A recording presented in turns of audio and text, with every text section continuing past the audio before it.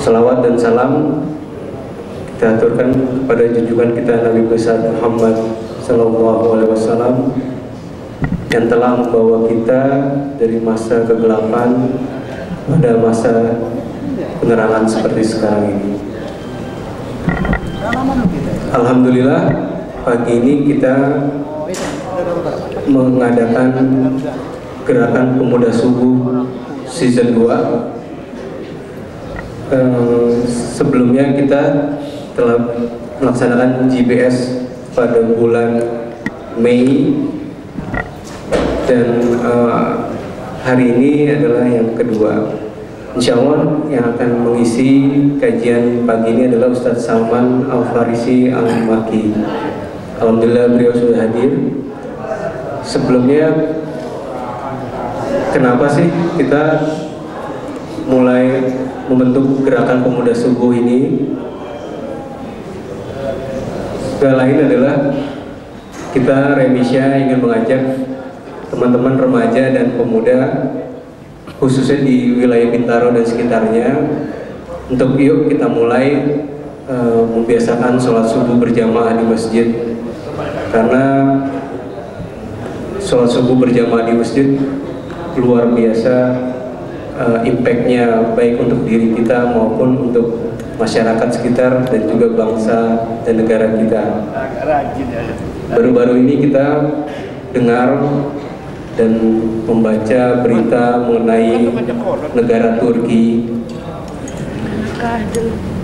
Beberapa tahun terakhir Presiden Erdogan selalu mencontohkan kepada masyarakatnya untuk melaksanakan sholat subuh berjamaah di masjid, dan semua warga juga benar-benar mengagungkan pelaksanaan sholat subuh berjamaah di masjid itu dengan menggunakan pakaian yang terbaik mereka setiap melaksanakan sholat subuh. Dan alhasil kemarin sempat akan dilakukan kudeta, tapi masyarakatnya bersatu dan menjadikan masjid sebagai pusat informasi, pusat mencegah agar kudeta itu tidak berhasil. Dan alhamdulillah karena impact dari sholat subuh itu pun mereka menjadi solid. Nah, tentunya kita ingin mengajak teman-teman remaja dan pemuda yang hadir hari ini dan tentunya bisa influence teman-teman yang lain yang belum melakukan sholat subuh berjamaah di masjid untuk bisa bersama-sama melaksanakan sholat subuh berjamaah di masjid. Untuk GPS sendiri, alhamdulillah pada bulan Juni telah muncul GPS Surakarta, dan kita berharap untuk teman-teman di kota-kota lain juga bisa ikut andil dan membangun GPS baru di kota-kota lain di seluruh Indonesia. Demikian dari kami. Oh ya, setelah acara GPS, setelah kajian dari Ustadz Salman ini, kita semua jamaah dipersilakan untuk sarapan. Kita sediakan sarapan di lobi kiri, dan setelah sarapan kita semua diharapkan bisa ikut partisipasi untuk melaksanakan upacara bendera. Insya Allah kita laksanakan sekitar jam 6.30 sampai jam 7. Selebihnya setelah upacara itu kita ada lomba-lomba untuk lebih mengeratkan silaturahim antara kita semua jamaah-jamaah Masjid Raya FRBJ. Terima kasih. Mohon maaf kalau misalkan ada salah kata. Kepada Ustadz Salman kami persilakan. Wassalamualaikum warahmatullahi wabarakatuh. Assalamualaikum warahmatullahi wabarakatuh.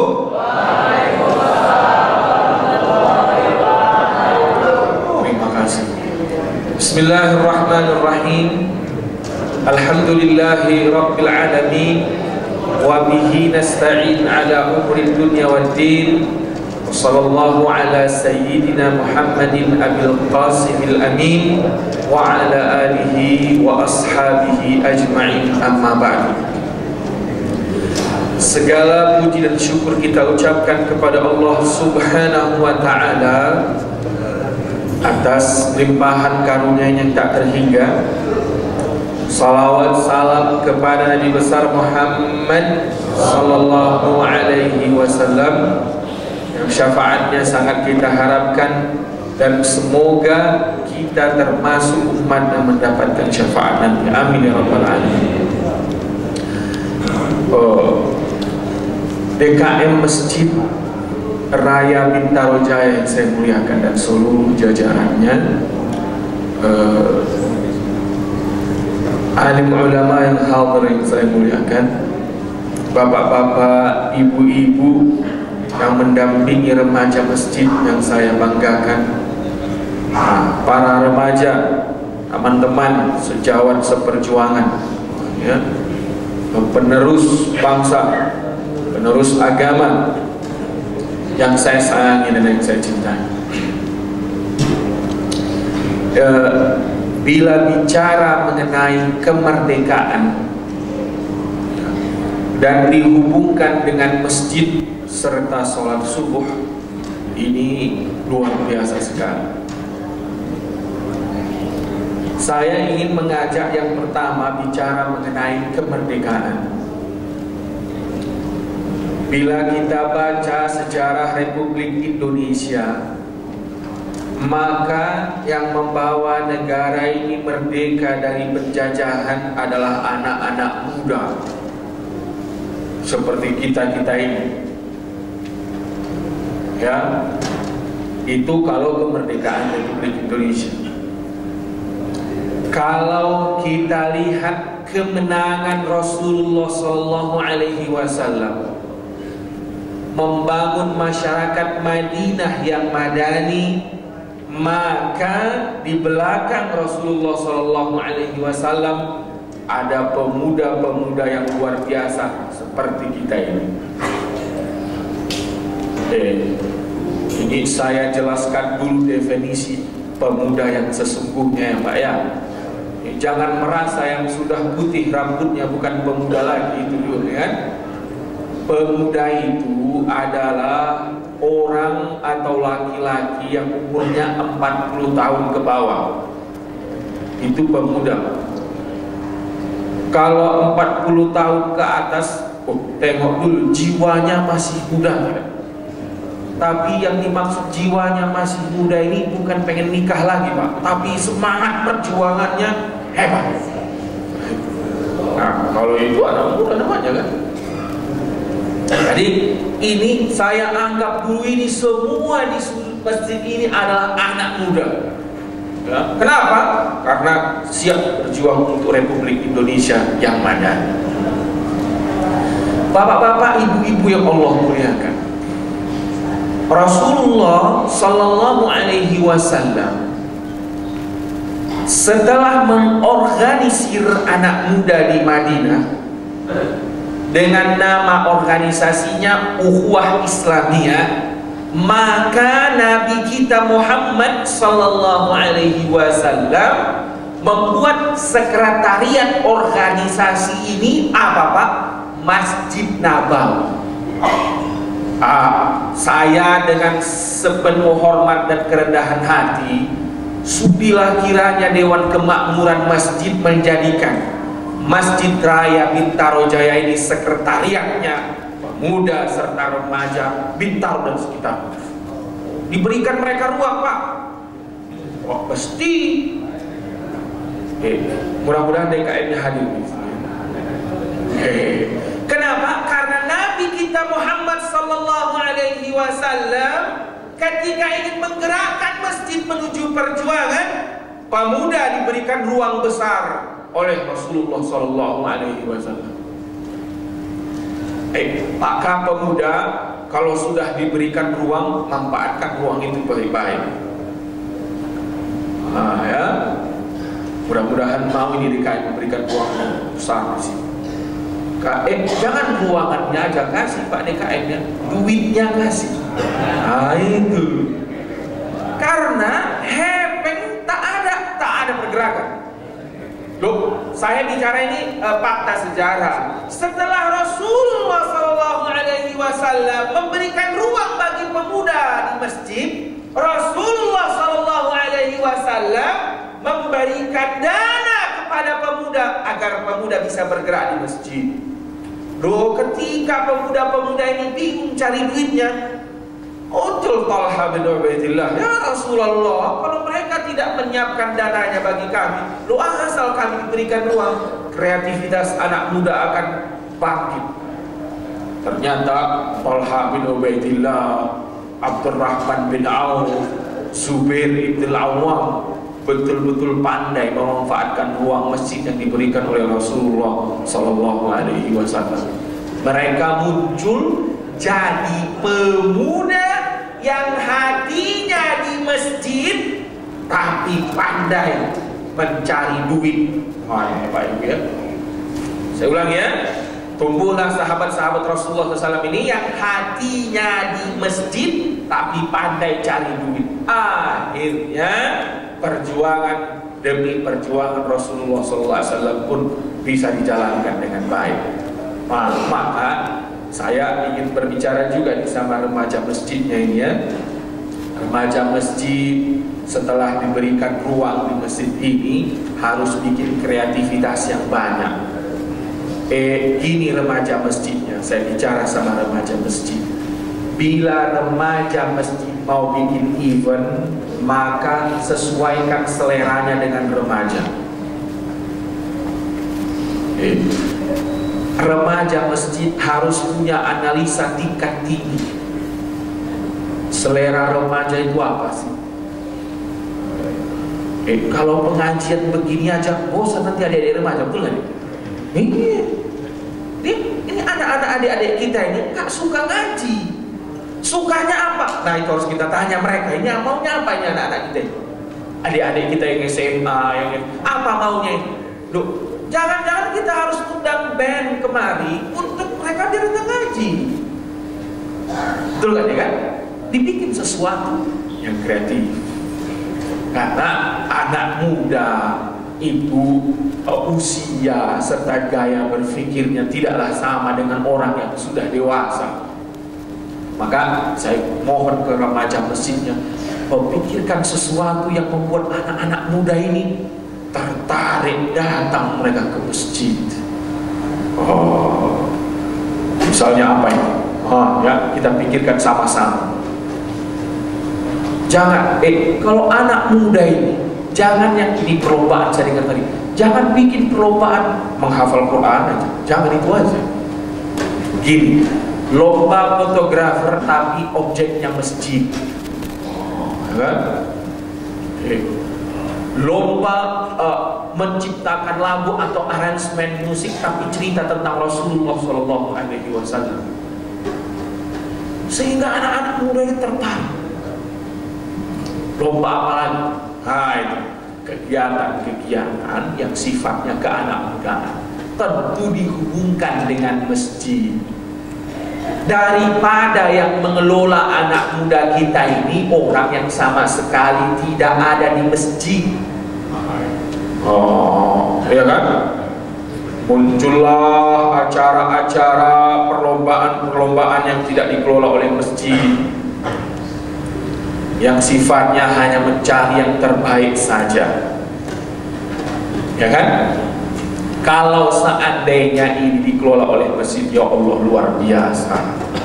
Nah, bila bicara tadi mengenai masjid, maka penggerak utamanya ya sholat subuh berjamaah ini. Bila bicara mengenai sholat subuh berjamaah sebagai penggerak pergerakan anak muda kita ini, Rasulullah SAW pernah memotivasinya begini Bapak Ibu. Kalau ada orang sudah datang ke masjid sholat subuh, fashhadu lahu bil iman. Bila anak muda itu sudah datang dia subuh berjamaah, saksikan dia orang beriman. Itu motivasi para Rasulullah SAW kepada para sahabat. Ingin dikatakan beriman, subuh berjamaah. Rasulullah SAW motivasi lagi.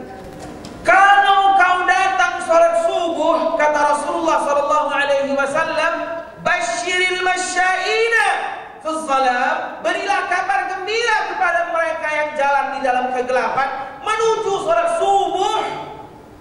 fil jannah, mereka akan mendapatkan sorga. Dimotivasi oleh Rasulullah SAW. Dimotivasi lagi oleh Rasulullah SAW. Allahumma barik li ummati fi bukuriha. Ya Allah, berkahilah umatku yang bangun pagi-pagi kemudian datang sholat subuh berjamaah. Akhirnya sahabat-sahabat ini mendengarkan hadis-hadis ini, berbondong-bondong mereka datang ke masjid. Apalagi Rasulullah sering memotivasi sahabat-sahabatnya, kalau kau ingin rezekimu banyak, kalau kau ingin rezekimu berkah, datanglah kau sholat subuh berjamaah. Ini gerakan ini Bapak dan Ibu pernah dibuat oleh Salahuddin Al-Ayyubi. Kalau ada yang membaca Salahuddin Al-Ayyubi bagaimana dia merekrut pasukannya, maka apabila ada pasukan yang sholat subuhnya tidak berjamaah, itu dikeluarkan dari pasukan Salahuddin Al-Ayyubi. Kalau ada yang baca Sultan Al-Fatih, bagaimana dia bisa menaklukkan Konstantin, maka dia punya pasukan yang sholat subuhnya on time. Bapak-bapak, ibu-ibu, adik-adik remaja yang Allah muliakan, kalau ada di antara kita di sini yang hadir belum terbiasa sholat subuh berjamaah, coba amalkan mulai besok sholat subuh berjamaah 7 hari aja betul untuk pemula semuanya. Bagi bapak ibu remaja kita, adik-adik ini ada di sini yang belum terbiasa sholat subuh berjamaah, coba mulai, ini kan sudah mulai ya, sekali ya, dari hari ini hitung deh sampai hari ke-7. Coba nanti ada banyak hal yang kau dapatkan nanti. Pertama, tiba-tiba kau merasa rajin aja, mau baca Quran rajin, bantu maknya di rumah rajin, mau berangkat sekolah rajin. Loh, tiba-tiba begini nih, saya mengamalkan ini dan sudah mendapatkannya dahsyat. 7 hari pertama yang kau dapatkan, tiba-tiba deh nanti kau lagi belajar, selama ini kau sulit, guru matematika itu jelasin apa yang kau lihat apa gitu kan, betul gitu kan. Tiba-tiba karena kau subuh berjamaah 7 hari, nanti kau telepon saya, benar Salman, bahwa sholat subuh berjamaah ini ternyata bikin otaknya lebih cerdas. Kalau saya amalkan Bapak dan Ibu 40 kali subuh berjamaah. Oh, itu dahsyat. Kalau ada yang berani melakukan ini nanti akan merasakan sebuah kedahsyatan yang luar biasa di dalam keimanan di dirinya. Bapak dan Ibu yang belum pernah menghitungnya, coba lagi Pak. 40 waktu subuh berturut-turut. Dahsyat ini. Ini tentu bukan saya yang bilang ya Pak ya.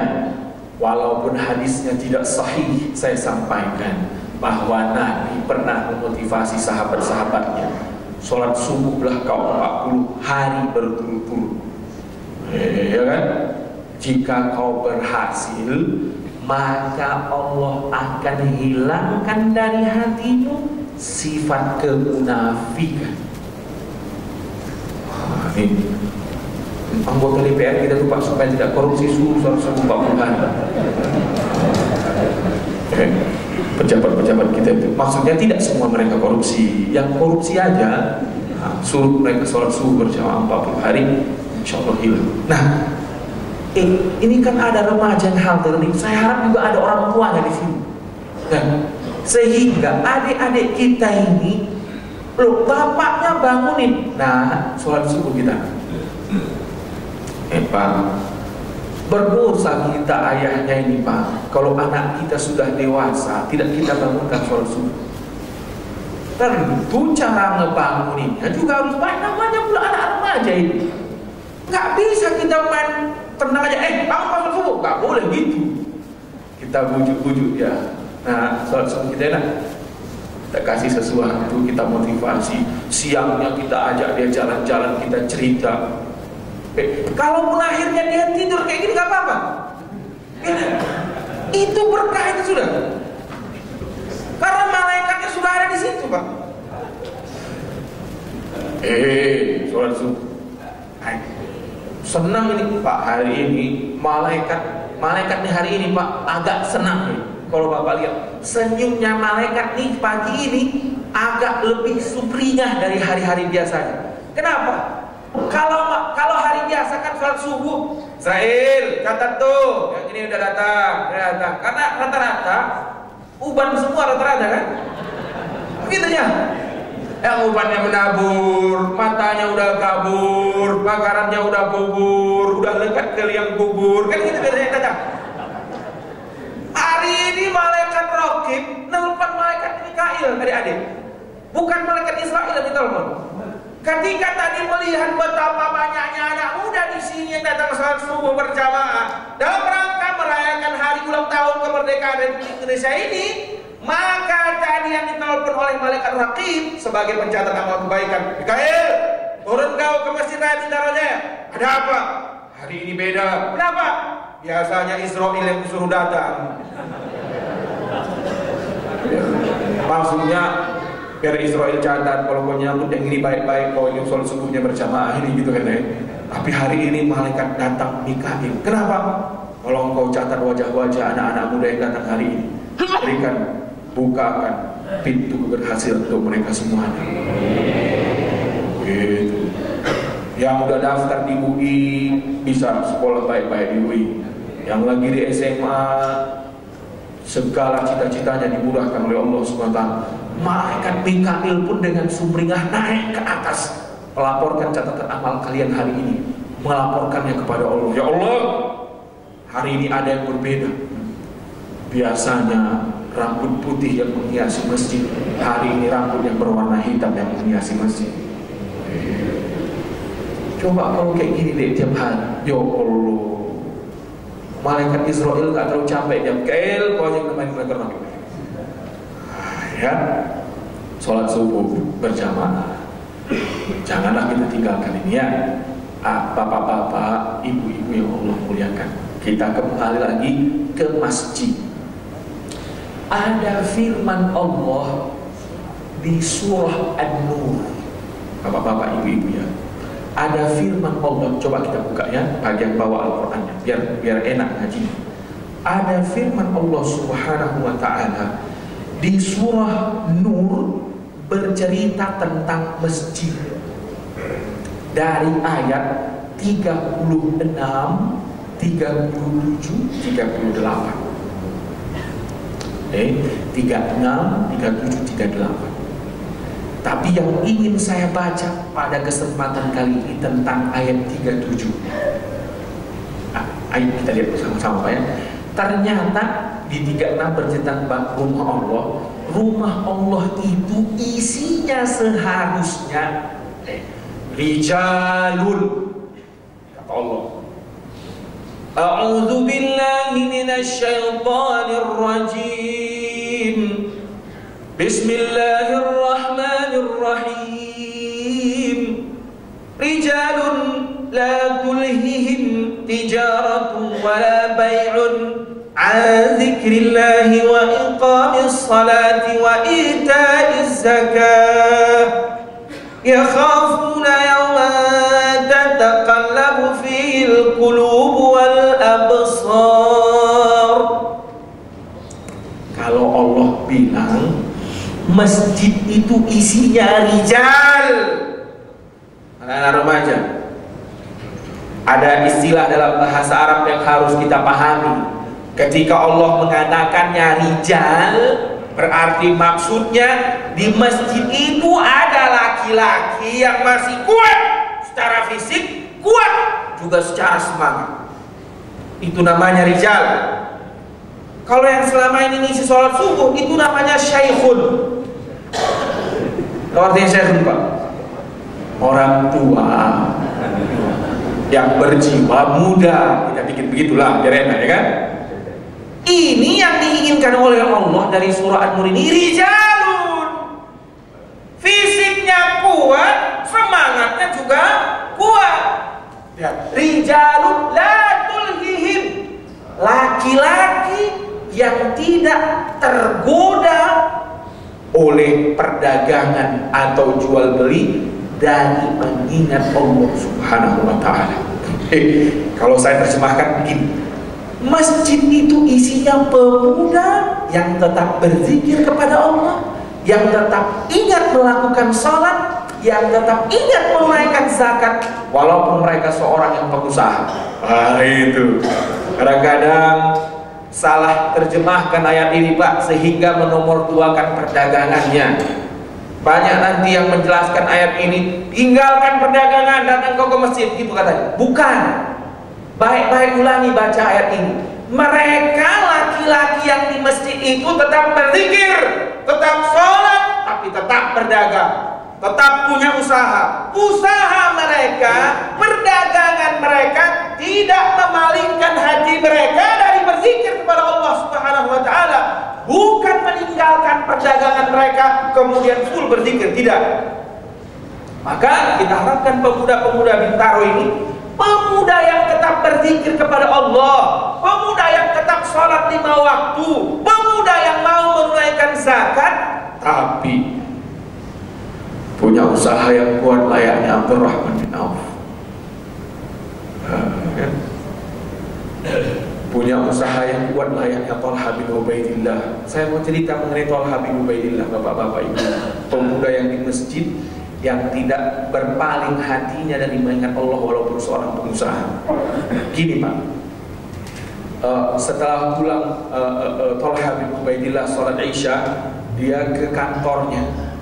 Dia tanya beberapa karyawan yang masih ada di sana, berapa sedekah yang kita keluarkan hari ini? Setelah dijawab, ya Allah, kok sedikit sekali yang kalian keluarkan, kata Talha bin Ubaidillah. Talha bin Ubaidillah pulang ke rumah, ditanya oleh istrinya, Pak, kenapa agak murung wajah kau, nampak gue, Bang? Bang di sini aja, Bang, kayak gitu kan? Apa katanya? Gini kata Talha, Dek, entah kenapa hari ini agak sedikit sedekah yang dikeluarkan oleh karyawan kita, mereka agak capek sepertinya. Ditanya oleh istrinya, Pak, berapa sedekah yang kau keluarkan? Banyak, Bang Talha. Ternyata Pak yang dikeluarkan itu 450.000. Di sini ulama berbeda pendapat, 450.000 dinar atau 450.000 dirham. Yang jelas Pak, kalau dirham itu juga udah banyak itu. Coba saja kalikan 450.000 kali hari ini dirham berapa? 70.000 ya. Bikin aja lah 60.000. 450.000 kali 60.000 jadi berapa itu Pak? Itu banyak betul Pak. Banyak kali itu sudah. Kan 450.000 itu nolnya berapa? 4. 60.000 nolnya 4. 6 kali 45 entah berapa, saya juga bingung saya. Siapa sini mahasiswa matematika? 2 miliar lebih ya Pak ya? 2,6. Bayangkan anak muda itu Pak, berinfak hari itu 2,6, kecewa dia. Karena terlalu sedikit, bukan karena terlalu banyak. Ini anggap aja ibu-ibu kadang beda sama bini kita. Kalau lakinya infak agak banyak, abang nggak mau pikirkan makanan kita terlalu banyak, kata gitu nanti. Talha itu dia anak muda. Talha itu tapi siapa tadi? Anak muda. Coba gini, kadang-kadang orang memahami ini hanya sekedar motivasi sedekahnya. Bersedekahlah, tengok itu Talha. Bukan motivasi sedekahnya. Motivasi apanya Pak? Dek, motivasi banyak duitnya. Jadi pemuda itu harus banyak duitnya. Jadi pemuda itu harus banyak usahanya. Tapi tetap berzikir kepada Allah, tetap berangkat sholat ke masjid, tetap membaca Quran. Sehingga pemuda yang kayak gini bisa berinfak 2,6 miliar. Wih, enak kali. Belum ada dapat kita orang tiba-tiba datang ke masjid nih 2 miliar hartaku. Ada nggak Pak? Udah pernah Masjid Raya Bintarnya yang dapat kayak gitu? Belum ya. Insya Allah besok. Besok. Ya anak-anak kita ini nanti. Tiba-tiba di antara anak kita ini ada jadi orang yang kaya raya. Amin ya. Kaya raya. Hartanya bertriliun-triliun. Jadi 2,6 itu dikit perasaan dia. Bawa aja lah. Taruh. Itu siapa namanya tadi? Talha bin Ubaidillah radhiyallahu anhu warḍah. Ya. Saya mau cerita lagi anak muda yang seperti ini ya. Namanya Sa'ad bin Mu'adz. Anak muda yang rajin sholat subuh berjamaah ke masjid. Bukan hanya sholat subuh deh. Sa'ad bin Mu'adz ini dicatat rajin sholat subuh, zuhur, asar, maghrib, isya bersama Nabi di Masjid Nabawi. 5-5-nya ini. Tapi Sa'ad bin Mu'adz juga dicatat minimal 40.000 sampai 60.000 antara dirham atau dinar berinfak setiap hari, Pak.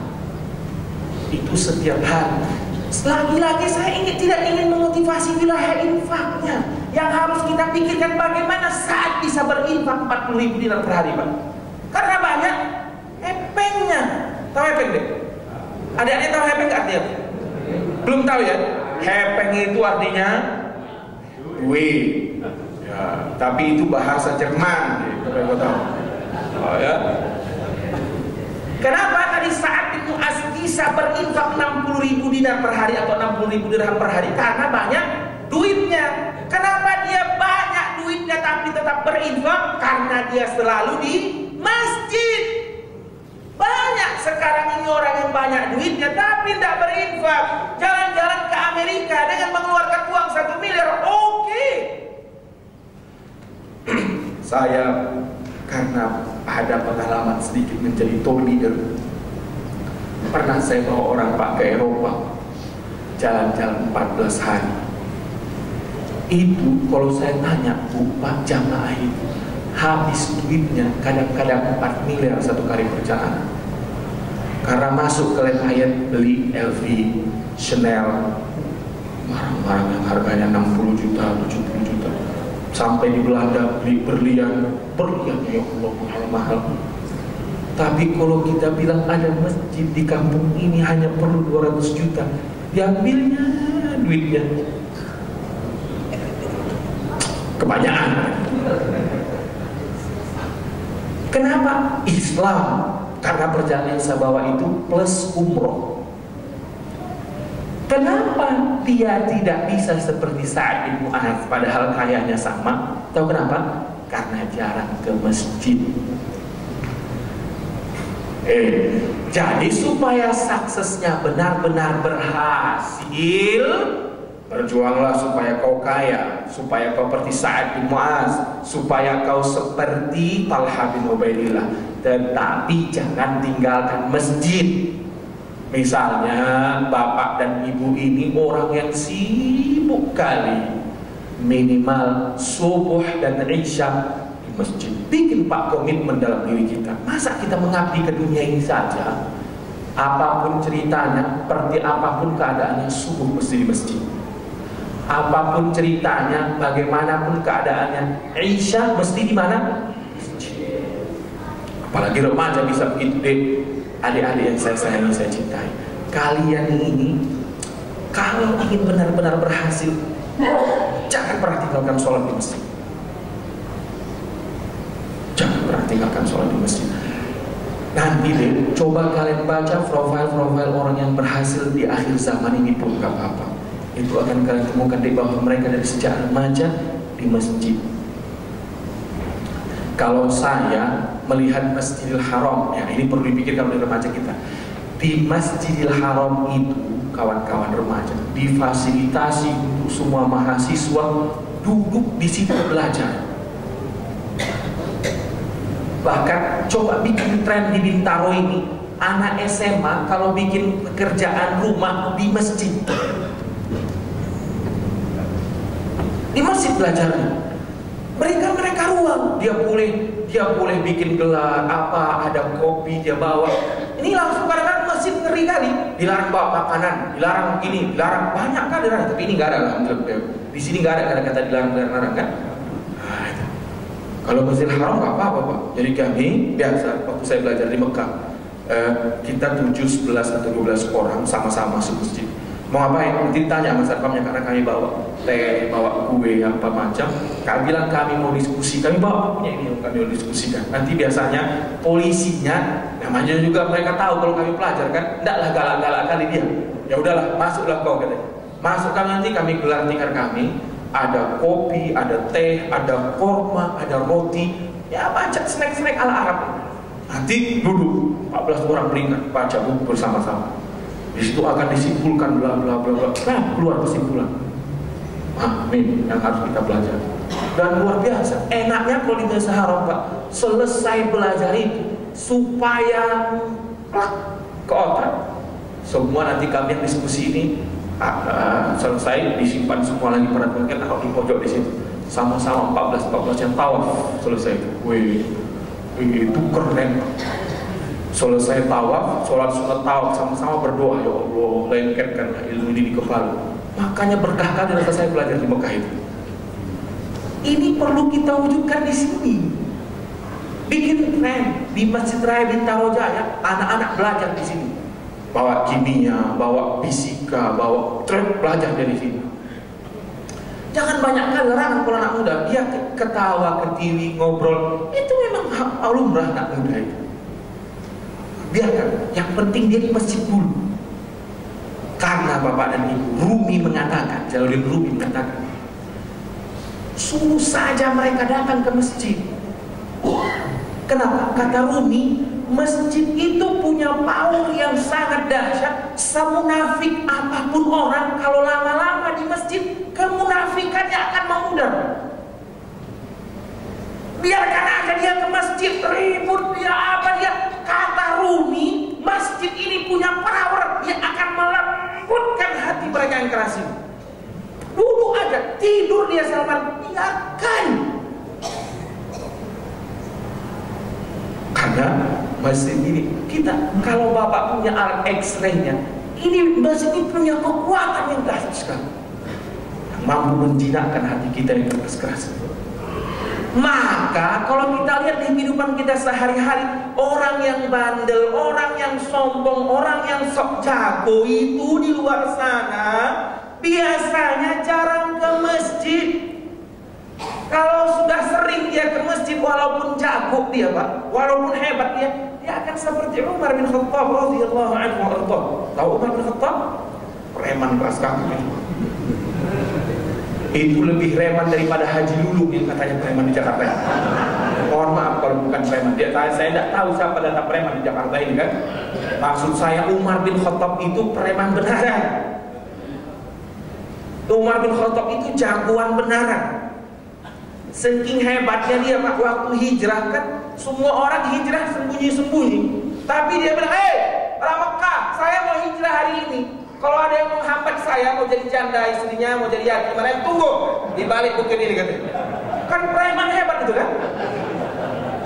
Tapi kerjaannya tidak menagih-nagih warung, tidak meminta stabil kemana-mana. Kenapa? Karena Umar lengket hatinya di masjid. Tapi jika bicara kebenaran, Umar yang preman yang dekat ke masjid ini, Pak, saking hebatnya kedekatan dia dengan masjid dan saking kuatnya hatinya, syaitan dan iblis tidak pernah mencari jalan lain ketemu siapapun kecuali ketemu Umar bin Khattab. Contoh, kalau Umar mau lewat jalan Maleo ke Masjid Bintaro, maka iblis telepon semua orang yang setan yang ada di situ. Umar mau lewat, minggir. Kenapa?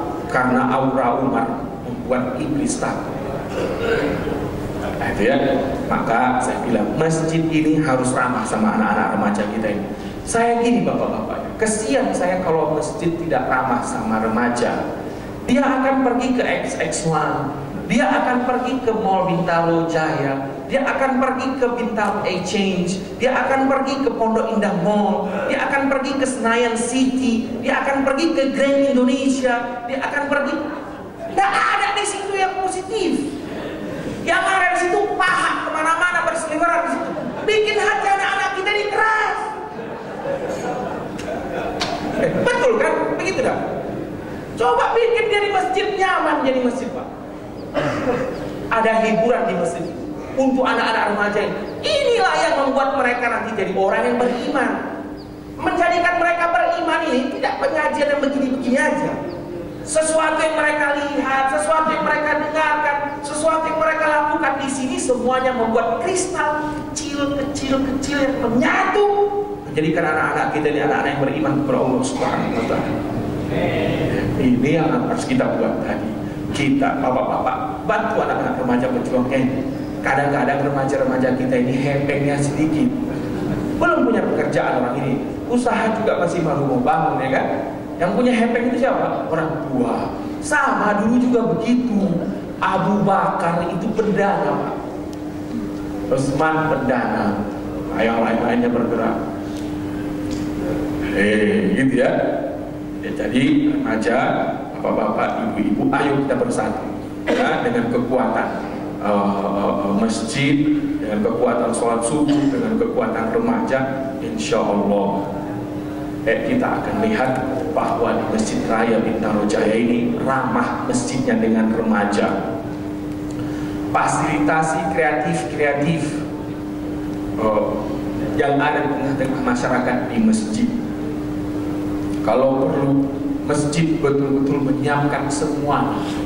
Saya lihat di bawahnya ada ruangan yang besar sekali di bawah ini, Pak. Oh, misalnya ada anak-anak di sini yang ahli bikin film, kayak butuh home theater, kau bikin aja di bawah. Tinggal gitu, jangan persulit. Kadang-kadang masjid, kau apa pula kau bikin home theater di masjid kayak gitu nanti rata-rata orang. Jangan. Kalau dia kreatif, pengen bikin di masjid, tinggal kita pikirkan. Pak baik, kita musyawarah. Ini kan masjid, nak.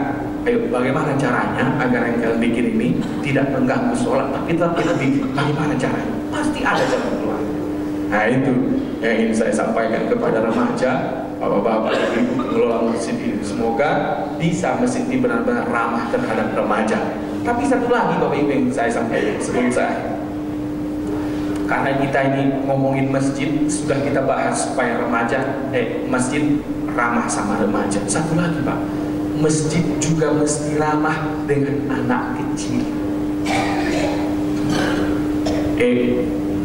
Di sini ada semacam apa istilahnya sih Pak? Kalau kita makan kadang-kadang di tempat makan yang nggak mahal itu, ada tempat anak-anak main prosotan, main naik tangga, playground ya. Udah pernah belum lihat masjid ada playgroundnya? Aku curi-curi dengar sedikit bahwa masjid kita ini banyak kasnya. Kalau cuma beli playground mah gampang lah pikir ya. Betul gak? Gampang lah aku pikir itu. Paling berapa? Gak sampai 15 juta, 20 juta itu Pak. Aku udah coba searching harganya. Tapi memang kalau yang agak mahal sedikit sampai puluhan juta. Tak apa-apalah. Dibikin entah di mana, di sini satu, di situ kan. Anak-anak kayak di mall Pak. Kan ada playground di mall kan? Jadi emaknya pergi ke salon, anaknya taruh di situ. Betul nggak Pak? Ini kita ganti. Emaknya baca Quran di masjid, anaknya di playground. Yo, masjid ini dahsyat kalau dimanfaatkan ini. Dahsyat. Bapak mau bicara wilayah mana tentang masjid ini? Saya bisa melayaninya dan kita akan bangun masyarakat kita di masjid. Ini anak-anak kita akhirnya besar di mall semua. Ada main-main di mall, ada playground di mall, ada kuda yang goyang-goyang di mall, hanya beli 2.000. Aku yakin kalau masjid fasilitasi bayar 2.000 mau jamaah Pak. Remaja ya kalau lain bikin di bawah. Tapi bikinlah pula indah, jangan sembarangan bikin. Bikin bagus, nyaman sehingga orang tua percaya. Belum kita temukan Pak. Biasanya masjid itu hanya ramah bagi orang yang mau sholat. Dia khusyuk baca Quran dah itu. Yang lain-lainnya dilarang. Padahal Nabi kita SAW membuat masjid. Nabi kita SAW membuat masjid sebagai sentral semuanya Pak. Di Indonesia kalau ada orang bertengkar suami istri pergi kemana? Ke pengacara. Pengacara bikin harus bercerai supaya banyak duitnya, betul nggak? Siapa di sini yang pengacara? Ada? Begitu rata-rata. Tanya aja pengacara kalau nggak percaya. Kebetulan ketua pengacaranya Hasibuan Semarga sama. Tadi kan ketuanya Pak siapa? Fauzi Hasibuan. Foto Hasibuan sebelumnya. Sekarang saya sudah ketemu sama beliau. Darah pengacara dan juga jadi saya Pak. Jadi kita sesama pengacara. Cuman saya pengacaranya jadi ceramah Bapak di pengacara begitu. Orang yang bercerai ini di masa Nabi pergi kemana? Tidak ke pengacara, ke masjid. Di masjid ketemunya bukan membaca perkara, dinasehati. Akhirnya pula berdamai mereka. Itu hebatnya dulu. Sekarang ada orang yang bisa mengadu perceraian ke masjid, nggak dilayani masjid, nggak ada. Harus sini ada konsultasi keluarga dilayani oleh masjid, bikin free. Bisa. Ada orang sengketa harta waris pergi ke pengadilan. Yang terjadi apa? Berantem Pak. Bawa ke masjid, selesai insya Allah. Tapi kalau masjid menyediakan, maka di Madinah, nanti remaja silahkan baca sejarah Masjid Nabawi ya. Di Madinah semua permasalahan masyarakat selesai di masjid. Kalau waktu itu memang tokohnya sentral Rasulullah Shallallahu Alaihi Wasallam. Kalau zaman kita sekarang nggak bisa sentral karena nggak ada lagi manusia seperti Rasulullah. Maka kita serahkan. Oh bagian apa ini? Sengketa tanah, kasih sini, akte notaris. Oh ini sengketa keluarga, kasih sini. Oh ini kasih sini. Saya kira apa namanya human resources-nya di sini keren-keren lah kalau di Masjid Bintaro Jaya. Itu kalau bicara tentang masjid maka luar biasa dan dahsyat. Masjid dan remaja, sholat subuh itu yang kita kaji hari ini. Insya Allah bisa kita amalkan adik-adik ya. Sehingga muncullah remaja-remaja yang rajin ke masjid. Minimal sholat subuh amalkan langsung nanti ya. Besok sholat subuh lagi ya 7 hari. 7 hari ya, berturut-turut 1, 2, ini hari apa? Rabu ya kan? Berarti selesai hari Selasa. Lihat perbedaannya hari Rabu. Kalau kau nggak percaya telepon saya nanti. Minta nomor telepon saya sama ketua remaja masjid. Karena kau akan merasakan kedahsyatan yang luar biasa 7 hari di pertama. Nanti kalau kau bisa 7 hari kau telepon saya, kau ajarkan kau sesuatu yang lebih dahsyat lagi dari itu. Jangan sekarang dulu dikasih tahu, nggak boleh. Karena syaratnya dikasih tahu ketika sudah bisa 7 hari. Adik-adik ya. Oke. Ini saja mungkin yang bisa saya sampaikan kepada bapak-bapak, ibu-ibu ya. Kesimpulan yang ingin saya sampaikan adalah bahwa masjid, ayo rangkul anak-anak remaja kita ini, baik melalui DKM-nya atau melalui organisasi remaja masjidnya. Ya, kerjasama antara orang tua dan pemuda akan menghasilkan hal yang sangat dahsyat. Saya juga mengajak adik-adik yang remaja, ayo ramaikan masjid ya. Jangan besok ganti lagi temannya malaikat Raqib, malaikat Israil ya. Besok teman malaikat Israel kemari tetap malaikat Mikail. Karena malaikat Mikail itu penurun hujan dan pembagi-bagi rezeki kan. Maka cocok dibawakan untuk anak muda. Gitu ya. Sekali lagi mudah-mudahan masjid ini ramah kepada remaja. Mudah-mudahan remaja juga membuka diri rajin ke masjid dan meramaikan sholat subuh berjamaah sehingga akhlak kita semua menjadi akhlak-akhlak orang yang aktif sholat subuh berjamaahnya. Amin ya rabbal alamin. Ini saja mungkin yang bisa saya sampaikan kepada kita semua, semoga bermanfaat. Semoga kita bisa mengamalkannya. Kalau ada kata-kata yang salah saya mohon maaf. Wabillahi taufiq wal hidayah. Mohon maaf atas segala yang salah. Assalamualaikum warahmatullahi wabarakatuh.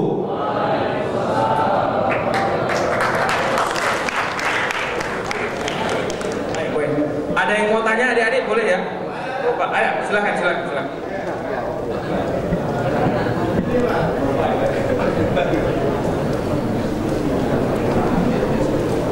Assalamualaikum warahmatullahi wabarakatuh.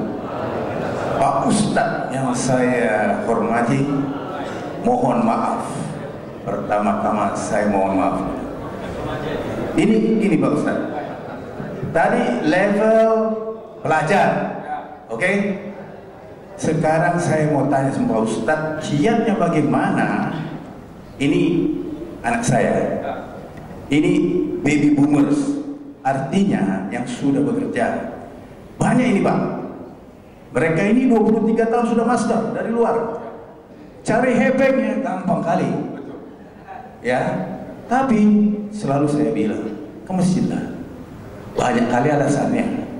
Dia bilang, dulu Papa umur berapa pergi masjid? Mulai 1. Yalah, maju kita kan? Betul. Saya udah pakai kasih kiat Pak. Saya bilang, ya betul tadi Bapak bilang itu kan, masjid, ya kan? Itu ada ayat nur itu. Saya kasih ayat yang ada namanya tijaratan lan tabur. Saya nggak perdagangan, saya bilang bisnis. Kau bisnis di dunia, tapi ada bisnis lagi yang tidak pernah merugi. Tijaratan lan tabur, saya bilang. Buka itu yang namanya surat Fatir 3529. Tadi Bapak bilang kan, nah di Fatir itu 3 saya bilang. Dasarnya itu kau kan jadi bisnis kau kan nanti itu hebat sekali kan gara-gara itu saya bilang. Yang tadi itu baca Quran, sholat sama zakat, dia bilang zakat gitu kan. Sudah masih juga enggak juga. Dia bilang, Pak biarin nanti sampai umur 40 tahun saya baru ini, dia bilang gitu. Karena saya habis itu mau jadi dai. Saya dai supaya saya pakai ke masjid itu dai dengan Lamborghini saya jadi dai gitu, supaya top kali gitu. Jadi biar kaya dulu, baru nanti saya sebarkan itu, saya bilang. Dia bilang baru dia mulai masuk ke masjid. Dia bilang, ini kan nggak benar Pak, ya kan? Ini Pak, golongan ini banyak Pak, banyak, efeknya banyak sebetulnya kalau ditarik ke masjid. Waduh, tapi jangan juga dia kasih, ya kan? Nah, udah capek saya Pak, saya udah capek kalau ngomong sama dia udah capek. Bagaimana tipsnya Pak? Apalagi ini bubi boomers ini yang tengah-tengah nih, bisnismen nih. Pak, Pak, masih single 37 tahun, uangnya sudah tetean ini Pak. Tapi nggak pernah ke masjid. Tolong Pak. Kasih Bapak Ibu sekalian ya. Terima kasih Pak. Terima kasih banyak ya. Orang tua yang bermasalah dengan anaknya, padahal ayahnya sudah mengantar dia menjadi anak yang sukses, bisa punya aset masih umur 30 tahun, ya kan? Asetnya tidak sedikit banyak, tapi sulit ketika saya ajak ke masjid. Sudah saya bujuk, sudah saya rayu, ya kan? Sudah saya kasih.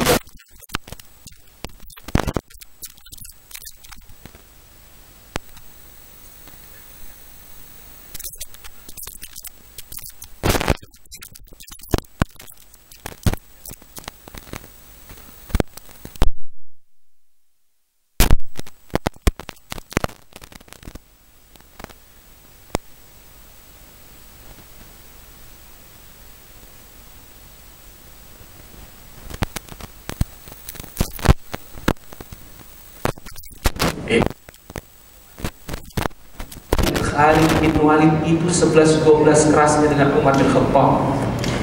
Ya, kalau ada yang Amr bin As, Umar bin Khattab, Khalid bin Walid 11-12 dengan Umar bin Khattab. Kalau yang Bapak bilang ini tadi orang anak muda keras hatinya tapi kaya raya, ada. Siapa? Ada yang tahu nggak anak muda? Anak muda keras hatinya tapi kaya, akhirnya beriman kepada Allah. Siapa yang tahu? Kendaraannya waktu itu Pak Lamborghini juga, sama Porsche. Handphonenya langsung dia request ke Apple, hanya untuk saya aja handphone ini dibuat. Saking kaya ya ini orang. Siapa namanya? Mus'ab bin Umair. Mampu masuk Islam.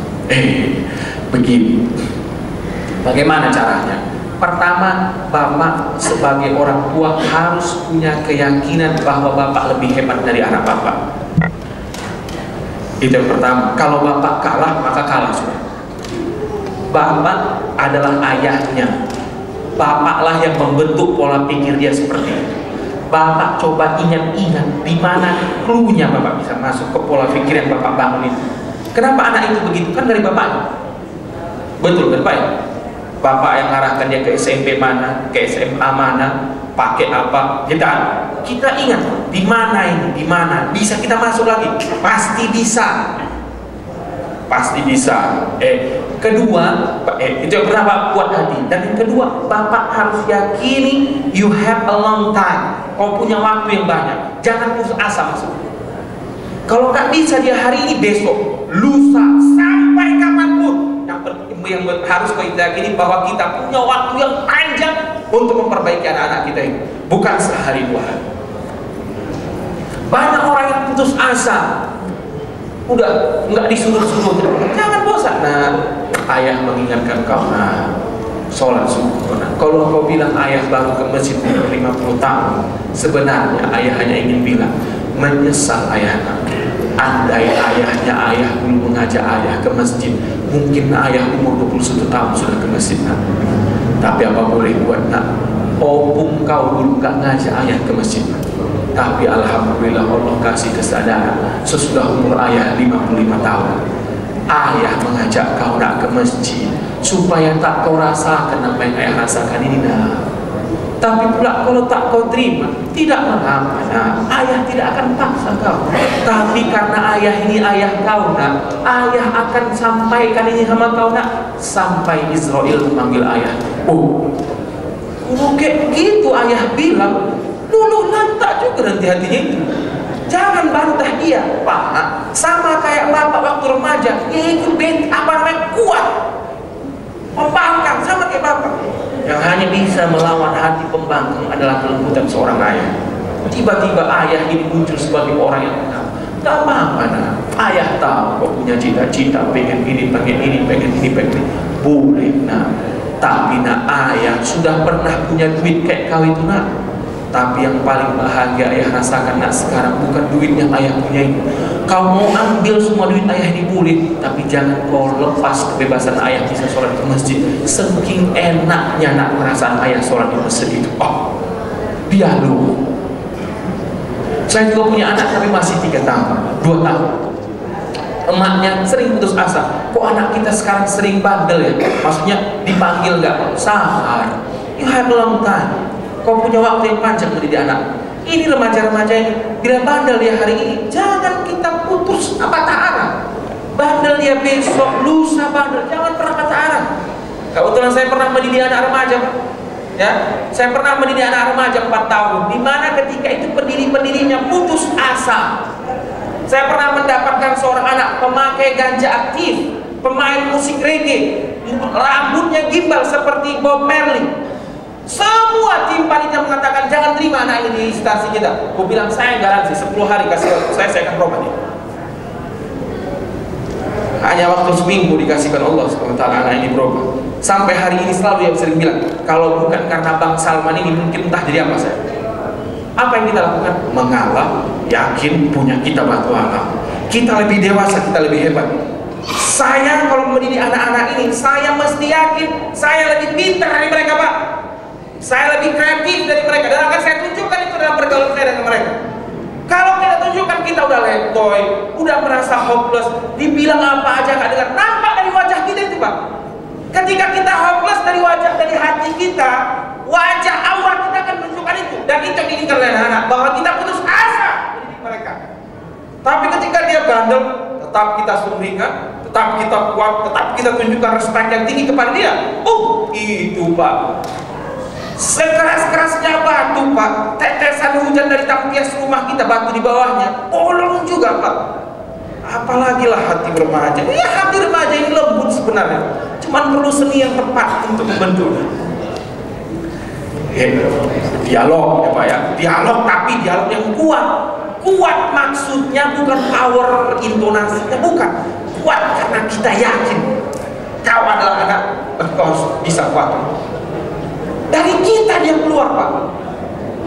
Ya, dari kita dia keluar, kita harus bisa bawa dia. Tapi memang seperti yang Bapak bilang tadi, sudah umur 32 tahun, sudah punya segala-galanya dia, itu memang butuh perjuangan. Nggak bisa setahun, 2 tahun, 5 tahun, 6 tahun, 7 tahun. Nah, sabar. Nah, ada jurus pamungkas yang dipakai oleh Nabi, Pak. ketika bujukan sudah dia mainkan kepada Umar, ketika loyalitas, respect ditunjukkan kepada Umar, Umar kan tetap tidak mau. Udah banyak masuk Islam yang sekelas bandel Umar, sudah banyak, tapi Umar tidak mau. Nabi tunjukkan akhlak yang baik ke Umar, Nabi pujuk Umar, Nabi sampaikan pesan ke Umar, Nabi berikan sinyal ke Umar, tapi Umar tetap tidak mau. Apa yang dilakukan Rasulullah SAW? Dia angkat tangannya, ya Allah, Kaulah yang mampu ya Allah, aku minta agar Umar ini kau Islamkan. Ternyata doa itu dikabulkan oleh Allah SWT. Ini sering saya lakukan, Pak. 4 tahun saya membina remaja, saya tidak pernah mengatakan kalau saya bisa. Setiap tahajud saya bilang sama Allah, ya Allah, ada beberapa hamba yang datang kemari, ya Allah, minta dibimbing oleh kami, ya Allah. Padahal kau tahu ya Allah bahwa kami sendiri juga sedang tersesat, belum baik-baik benar. Aku hanya mohon kepadamu, ya Allah, kau lembutkanlah hati mereka ini, ya Allah. Pak, suatu saat pernah saya bikin begini, Pak, ada yang bandel kan. Saya bikin apa? Saya baca Al-Fatihah dan Yasin tengah malam, Pak. Al-Fatihah, Yasin, dengan niat supaya anak ini lembut hatinya. Alhamdulillahirabbil alamin, Yasin sampai habis. Maksudnya saya baca sampai habis. Kalau saya baca habis kan nggak bisa mendengar. Satu, ada 10 anak, duduk aku. Kenapa? Karena saya percaya sekali doa ini akan dikabulkan oleh Allah SWT. Jadi jika punya anak yang begitu, jangan putus asa. Kita punya banyak waktu, kita harus tunjukkan kalau kita lebih kuat dari dia. Dan apa? Doa. Satu lagi saya kasih, zikirnya. Yang melembutkan hati Umar bin Khattab itu apa, Pak? Ada yang tahu nggak selain doa Rasulullah SAW? Hari itu, Pak, dia pengen berangkat membunuh Nabi, betul nggak? Dengan pedangnya. Tiba-tiba di jalan ketemu orang, Umar, mau kemana kau? Mau bunuh Muhammad. Dia bilang gitu kan? Jangan Muhammad dulu kau bunuh, adik kau si Fatimah itu sudah masuk Islam sama suaminya. Dia datangnya udah sambil cekiknya. Kau macam-macam kau, mati kau nanti. Kalau tengok saja ke rumahmu, ke rumah adikmu, dia sekarang sudah beragama Islam. Dilepaskan, dia tengok adik. Pas sampai di rumah adiknya, adik-adik, coba pas kalau adik-adik juga ingin lembut hatinya. Pas sampai di rumah adiknya sedang baca surah apa, Pak? Ada yang tahu? Taha. A'udzu billahi minasy syaithanir rajim. Bismillahirrahmanirrahim. Taha ma anzalna 'alaikal qur'ana litashqa illa tadhkiratan liman yakhsha. Sampai habis lagi, kalau semuanya tidak bisa kan? Yang didengar oleh Umar waktu itu hanya sampai ayat ke-8. Umar pun langsung mendobrak pintu rumah adiknya dan tutup semua Al-Quran.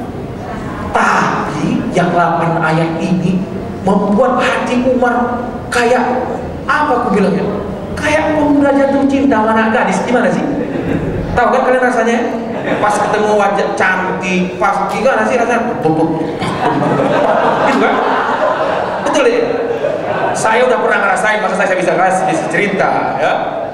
Itulah yang dirasakan oleh Umar. Jatuh cinta, tapi Pak, awal-awalnya dia pura-pura benci. Pernah jadi kayak gitu? Kau cinta sebenarnya sama itu cewek, tapi kau pura-pura benci. Pernah itu ya, benci-benci tapi rindu kata orang zaman dulu ya kan? Toha ini akhirnya membawa Umar tidak bisa menyembunyikan rasa cintanya, Pak. Udah marah udah dia gampar adiknya Fatimah itu, Pak. Nggak bisa dia sembunyikan rasa cintanya itu. Dia tanya adiknya, apa yang kalian baca itu tadi? Ini bentuk ungkapan cintanya. Karena orang keras begitu, apa yang kau baca tadi? Akhirnya Fatimah nggak boleh. Apa kata Fatimah? Mandi dulu kau baru boleh, gitu kan? Dia udah jatuh cinta Umar. Ketika disuruh mandi, karena sudah jatuh cinta, apa yang dilakukan Umar, Pak? Lu mandi dia. Itu jatuh cinta dia dengan Al-Quran itu. Setelah itu baru dia baca. Boy, setelah dia baca, bukan jatuh cinta lagi dia, Pak. Dia udah, kalau ibarat telah masuk ke dalam sudah dia bersama Al-Quran. Tidak sabar dia pengen menemui Rasulullah SAW. Nah ini kalau ada anaknya yang agak bandel, dalam kuat sebenarnya bukan nakal ya, banyak akalnya saja itu. Nah gitu ya. tinggal hilangkan F-nya, ya kan gitu ya. Bacakan Pak surah Toha ayat 1 sampai 8. Surah yang pernah menaklukkan hati Umar ibn Khattab radhiyallahu anhu wa arda. Suruh anak itu yang baca, atau nggak mau anak kita dibaca, perdengarkan saja ke dia. Kalau lagi naik mobil ke berdua, bapak yang nyetir, udah presisnya masukkan itu. Taha ma anzalna 'alaikal qur'ana litashqa illa tadhkiratan liman yakhsha. Anak-anak kita yang akan lembut hatinya sudah.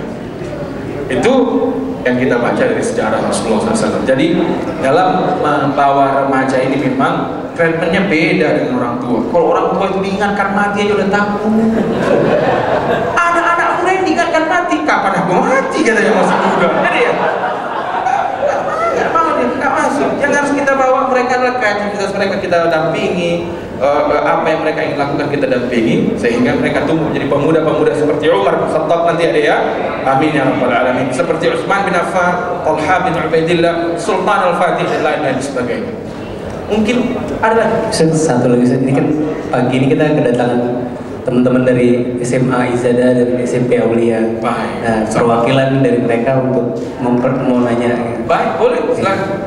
Baik. Silakan.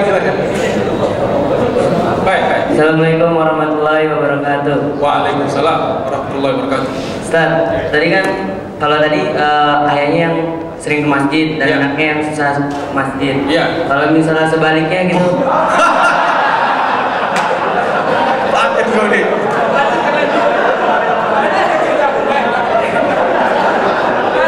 Ya, kalau anaknya nggak sering ke masjid terus anaknya sering ke masjid tapi bapaknya nggak sering ke masjid tuh gimana caranya, Pak? Ini baru asik pengajiannya. Thank you, terima kasih deh. Semoga kau jadi pemuda masjid benar nanti deh ya.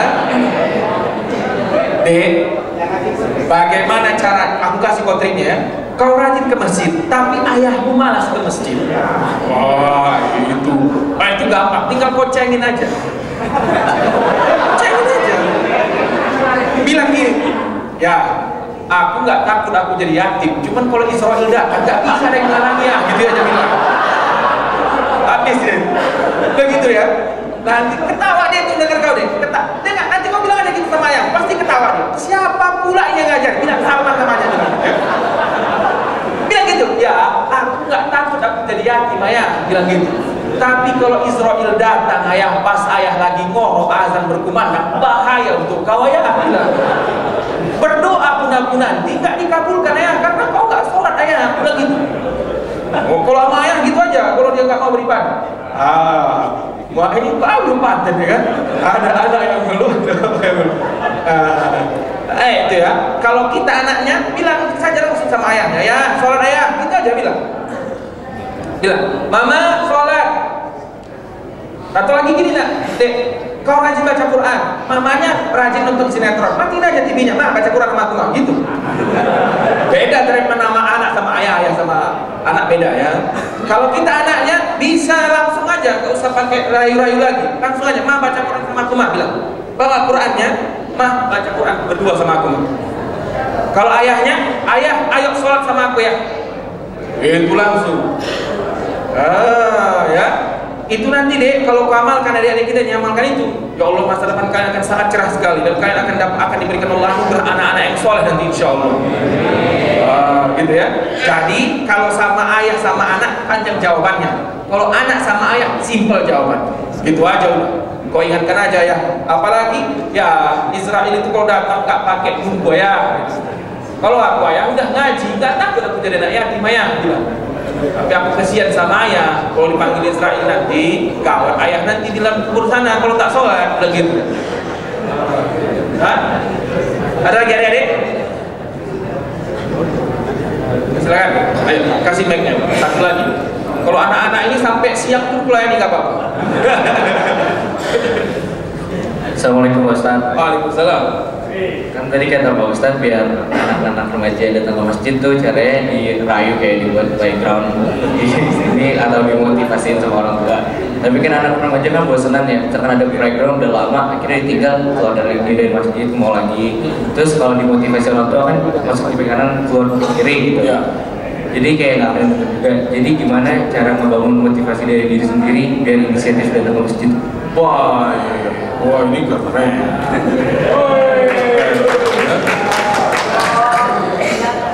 Saya ulangi ya, kita bilang tadi remaja kalau mau ke masjid kita siapkan fasilitas-fasilitas dengan tadi playground atau apalah mereka bingung. Tapi anak remaja itu bosanan, itu betul. Remaja itu pembosan. Maka tugas orang tua, kita bilang tugas orang tua atau tugas masjid menganalisa kalau anak-anak ini bosan bikin sesuatu yang baru. Kan? Kalau anak-anak ini coba gini deh, coba gini. Ketika yang jahat pun gitu ya, ketika dimunculkan game apa namanya yang dulu perang-perangan itu Plongbeng apa namanya Point Blank ya, betul kan? Sekarang lama bosan nggak? Bosan? Nggak bosan juga ya? Ntar lagi bosan ya?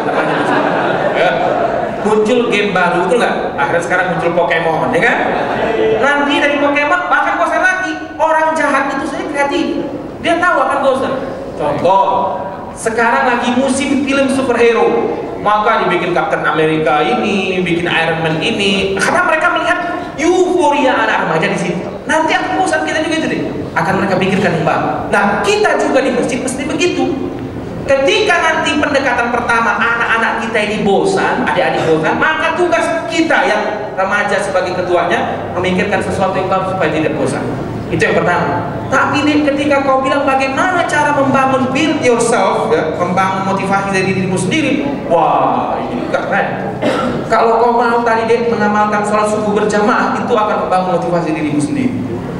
Dan kemudian kau harus sering-sering meyakini bahwa kau harus sukses, bahwa kau harus berhasil.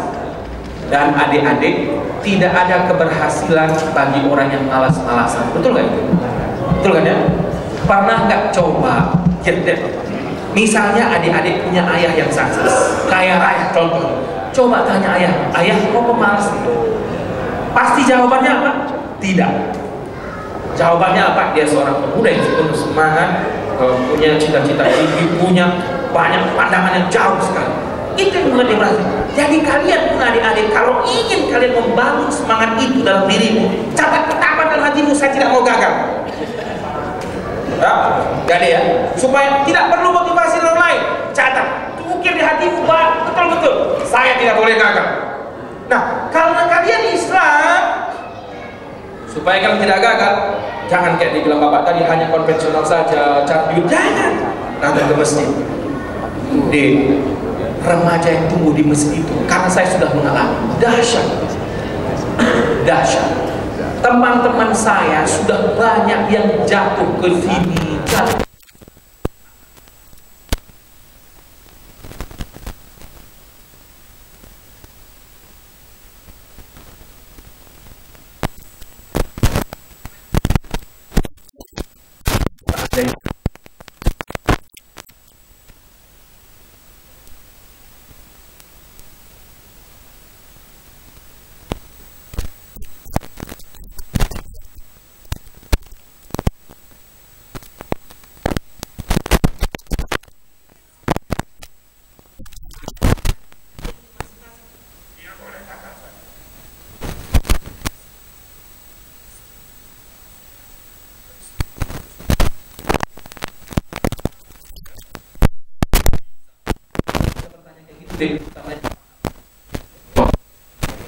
Tolong masih terus, insya Allah ya.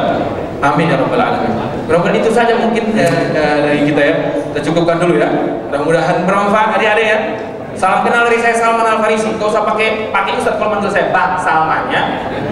Akan tua kali nanti kalau saya dipanggil Ustaz. Saya masih 17 lewat dikit umurnya. Ini saja yang kita sampaikan. Mudah-mudahan bapak-bapak, ibu-ibu, ada adik remaja, kita bisa bersama-sama membangun Indonesia Raya yang kita cinta ini. dengan semangat masjid, semangat salat subuh, semangat bersama Allah Subhanahu wa taala. Akhirul kalam, billahi taufiq wal hidayah. Mohon maaf atas segala yang salah. Kita tutup sama-sama membaca doa kafaratul majlis. Subhanakallahumma wa bihamdika asyhadu an la ilaha illa anta astaghfiruka wa atubu ilaik. Al'afu minkum. Assalamualaikum warahmatullahi wabarakatuh. Waalaikumsalam.